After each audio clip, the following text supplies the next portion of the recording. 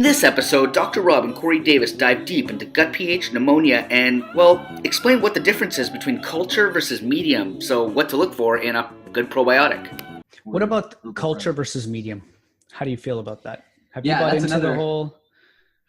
Yeah, how do you feel about that, basically? That's another great question. And I think that you and I would both agree that the actual outcome, so to me, like creating a beneficial pH environment for the gut is probably the best thing we can do for our own microbiome. I've seen a lot of, they did this really interesting study recently, Rob, where they had people shake hands, right? We know the microbiome covers us. It's all over our skin. It's within our guts. It's everywhere. So the question was, like, if I shake your hand, Rob, will part of my microbiome slough off onto your hand? And will I be able to test for my signature microbiome on your body? And the answer is yes and no. Sometimes people have aggressive strains of bacteria that can colonize another person's hand and take over for a period of time, maybe even months, where it actually alters your microbiome for a while. And then it may go back to normal. But most of the times, we have kind of an innate microbiome inside of our guts and on our bodies that kind of stays static. You may be able to disrupt it for a while. Things like antibiotics obviously really devastate it, and you may not really recover from that. But generally speaking, if you give your gut the right condition of a pH environment that is slightly acidic and beneficial for bacterial growth, positive bacteria, then oftentimes your microbiome is going to return to its normal homeostasis. So I like to think that anybody who's generally healthy, that would be the better way to go about doing that work. Now, when it comes to somebody that has, let's say, an infestation of negative yeast in their gut, or another condition, like you're saying, maybe IBS, or maybe MRSA, ulcerative colitis, Crohn's, something that there may be some mystery bacteria or yeast going on disrupting the environment.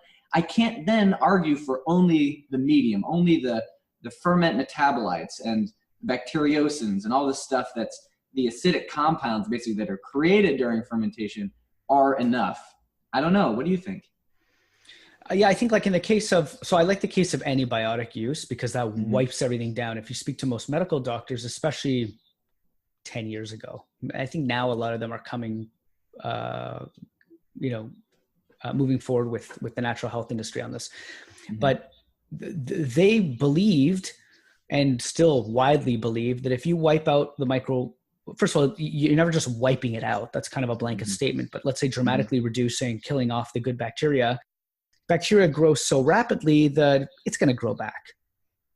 But the natural health industry would sort of say that, but you're kind of leveling the playing field. It's not just about the types of bacteria and them growing. It's about balance too.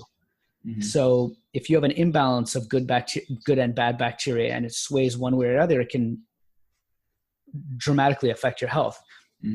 So I do think in the case of an antibiotic type of situation, for sure, you do need bacteria, live bacteria. But I in that case, I think even from fermented foods, good, high quality, unpasteurized, let's say fermented foods that you can trust, because that's another major point, right? Pasteurization is done for a reason. It's actually very good when you're dealing with the mass market because you don't want to get E. coli or some bacteria that could be dangerous to you. But if it's done properly, if it's local, if it's somebody you trust, they've been doing it for a long time. Anyway, you know what I mean, right? If you're eating fermented foods, I think even still that should be enough. Most of the time, I think the reason why people have so much problems is because they'll undergo antibiotics or they'll have a huge bout of diarrhea or constipation or IBS. And they're not eating these foods. They're eating more of that meat, potato, bread, cheese diet.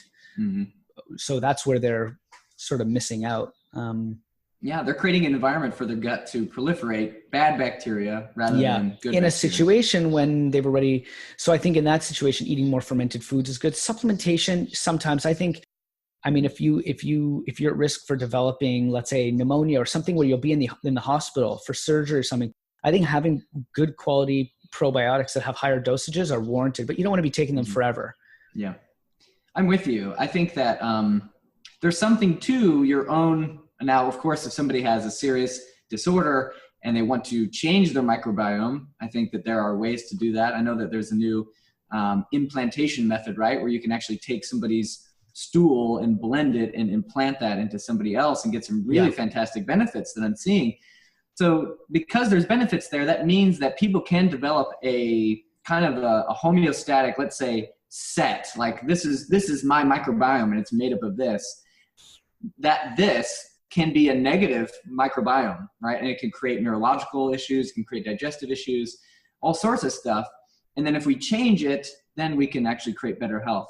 So I think that there is an argument there that if that is one's condition, if one does have a overly negative natural microbiome, adding bacteria to that, if done properly, can really affect people. Yeah. And I've even seen people become more mentally acute, almost more intelligent in the way that they think and process information when they make their gut more intelligent by actually introducing bacteria strains that are perhaps superior than theirs. This is just anecdotal. I don't know if there's any research on that. So I think it has more to do with the food. So it's part of it, but it just so happens that a lot of foods that contain these strains, is it the bacteria? I mean, it probably has something to do with it, but those foods tend to be super nutrient dense. Good point. They just do. And typically meals that you would eat with fermented foods are also probably more nutrient dense, probably contains more fiber. If you're eating these foods, you know, first of all, a lot of these things are salty too. So you might be drinking more water with it. There's all sorts of things. You know, mental acuity, that's my number one neurotropic, right? The old water pill. Right. H2O. It's a chemical. Watch out. All chemicals are dangerous. Yeah. That's right. So I think I've really been sold on the idea of the fermented food and the fermented medium much more than the high dose cultured probiotics. I really, really have. I just think the high dose cultured probiotics, they just die off too easily. I've been really sold on that. I really do. I believe it. And I just think you need both. If you've had surgery, or you have antibiotics, or you're at risk of pneumonia, or if you're older and you might be at risk of a hip fracture, having high quality probiotics that have a very good medium with a higher count of probiotics, I think that's the ideal situation. You want to have that by you, because if you're at risk of hip fracture, I mean, it's textbook. You're going to end up in the hospital, you know, and you're at high risk of developing pneumonia, antibiotics, and then, you know, worse.